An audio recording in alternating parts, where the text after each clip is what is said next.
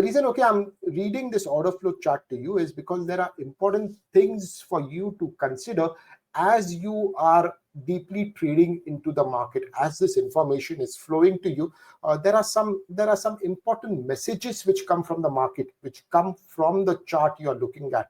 And those messages, if you can pick up, you can read, you can understand, you put yourself into a much better position much better position to understand the message of the market, right? So there are various points, like I told you, okay, around over here at 10 a.m. today, the buyer should have done a good job, but instead what we got was an IS signal, an initiative selling signal, right? And when an IS signal comes in, you cannot hold on to a long bias, because, okay, if you hold on against aggressive initiative sellers, you would be at a loss, right? So this IS3 has got activated, and immediately as soon as this IS signal comes in, okay, you know, okay, sellers are in control, and you activate it below 22,591. When price probes below it, you put a stop loss at the 22,623 high, and that's where this trade, okay, takes off.